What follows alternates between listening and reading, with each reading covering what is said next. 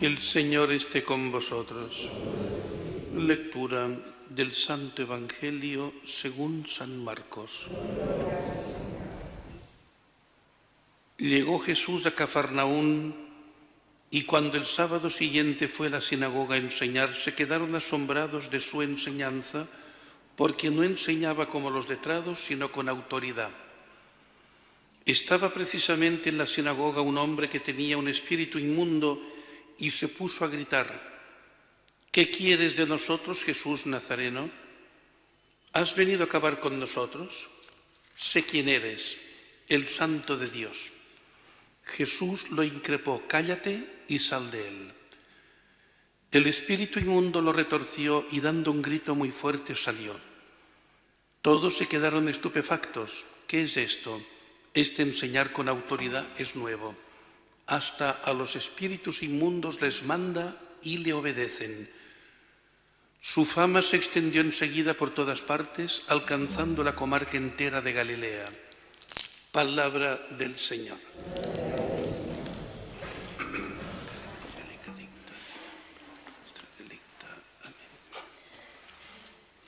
Tenemos esta humildad extraordinaria de nuestro Señor Jesucristo patente en este trozo de la carta a los Hebreos.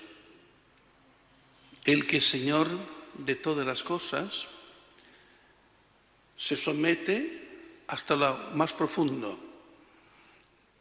por amor y hasta la muerte y muerte de cruz. No contento con esto, descenderá hasta los infiernos. Por esto tiene lugar más alto, porque su amor ha sido de sometimiento total en amor, en dulzura, en suavidad, ante un Padre que es bueno, un Padre que nos ama. O sea, Dios juzgó conveniente para la salvación que hubiera este perfeccionamiento por el sufrimiento, que es la capacidad de amar. O sea, no es sufrir por sufrir, sino es un sufrir que está iluminado, que tiene sentido. Por esto a la Iglesia le pertoca continuar la obra de Jesucristo, que es cargar sobre sí el pecado del mundo. No cada uno con lo suyo, nosotros con lo del vecino. Para esto hemos sido llamados a esta vida, porque se nos da la gracia y la fuerza para ello. O sea, no es algo que está más allá de las posibilidades, sino es inherente a lo que es la vida en Cristo. Porque la vida en Cristo es esto. El domingo celebramos el bautismo, como Jesucristo asume, mientras que los que van delante de Él van a hacer un signo de conversión de sus pecados. Jesucristo en el bautismo asume los pecados, porque Él no los tiene. Es el Santo de Dios. No tiene por qué ponerse a los pies de Juan Bautista a pedir perdón ¿de qué? De sí mismo, de nada, sino a ponerse en la cola de una humanidad caída. Y para que sea levantada hace falta que el inocente entre en el campo de la culpabilidad, acepte esto. Y Jesucristo lo acepta con todo lo que implica, muy cómodo para nosotros contemplar esto según cómo. Es una cosa enorme. Este amor, aunque lo entendamos racionalmente hasta donde se puede entender, es algo enorme lo que hace Jesucristo en su bautismo delante de Juan, lo que implica de aceptación, de iluminación. Será esto el arco que tiene su momento en el otro lado en Getsemaní. Entre este momento ante Juan, el momento de Getsemaní es la plenitud de lo que implicó aquel ponerse en la cola de los pecadores y asumir en el bautismo suyo el pecado del mundo, para que en el huerto, Padre mío, lo que tú quieras, porque allí es donde el peso recae sobre él para entrar ya en el misterio del Calvario. El Cordero manso e inocente que no se resiste al mal. ¿A quién buscáis? Dice soy yo, dando el nombre del Señor. Por esto retroceden un paso y caen en tierra, según el Evangelio de San Juan, porque él pronuncia el santo nombre de Dios. Esto es lo que pone el Evangelio en aquel momento de la pasión.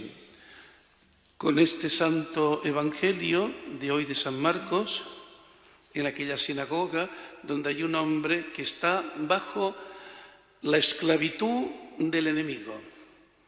Y ante la palabra de autoridad de Jesucristo, o sea, Jesucristo no es un charlatán de feria, tiene una palabra que revuelve, se pone todo en movimiento.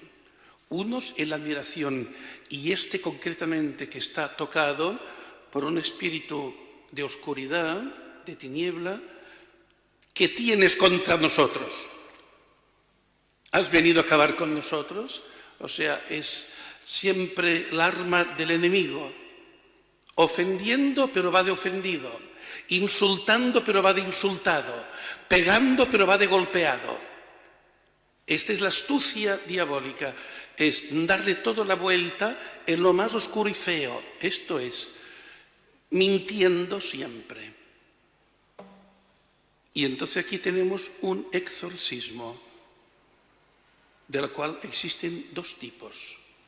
Los llamados exorcismos deprecatorios y los exorcismos imprecatorios. Modelo de exorcismo deprecatorio, el santo bautismo. Hay la oración hermosísima que se hace a cada niño, a cada persona que es bautizada. La Iglesia, en aquella hora, en aquel rito magnífico del bautismo, hay un exorcismo deprecatorio. Aquí, impreca. Cállate y sal de él. Aquí es el uso de la autoridad. Y la Iglesia tiene que hacer lo uno y lo otro. En estos tiempos también, naturalmente. Porque existe el espíritu de oscuridad. Y por ello es importante que en las diócesis exista la figura del exorcista, nombrado por el señor obispo, con unos poderes, con una autoridad y con una actuación concreta en el Señor, en orden a ayudar a los hermanos, en orden a servir en el amor a aquellos que son maltratados, en grados que ya exceden lo que serían las realidades normales de combate que tenemos todos en nuestro combate de la fe con el enemigo. Y hay grados que ya son de más implicación y fuerza. En este momento la Iglesia también tiene que dar el auxilio. O sea que esto, a veces hay un poquito de ridiculización de todo esto, y esto no es para ridiculizar, es mucho más serio de lo que parece.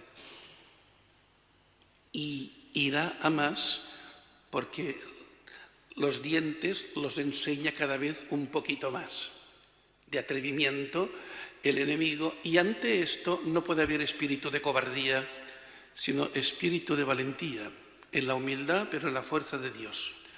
Su fama se extendió por toda Galilea, claro, porque no es el Señor que dice discursos, sino que hace signos tremendos que la gente ve. Lo mismo en Cafarnaúm que en Jerusalén. No hay un Jesús para unos y para otros. Él actúa en su autoridad y poder, en su majestad, en Galilea, en Samaria, en Judá. Teniendo en cuenta que los samaritanos son los únicos que creerán sin milagros. Los que están más abandonados y desconsiderados son los que darán aquel momento tan grande cuando la samaritana: no creemos por lo que tú nos has dicho, sino que nosotros sabemos. Y el único milagro que hubo es el milagro moral que hizo Jesús de transformar a aquella mujer. Pero no hubo leproso curado, no hubo paralítico, no hubo ciego, ¿se entiende? Esto es impresionante. Como el Señor con su palabra bastó y sobró para que aquellos samaritanos creyeran. Los otros ya piden más, somos más de exigencia. Si no veis signos, no creéis. Por tanto, basta la palabra.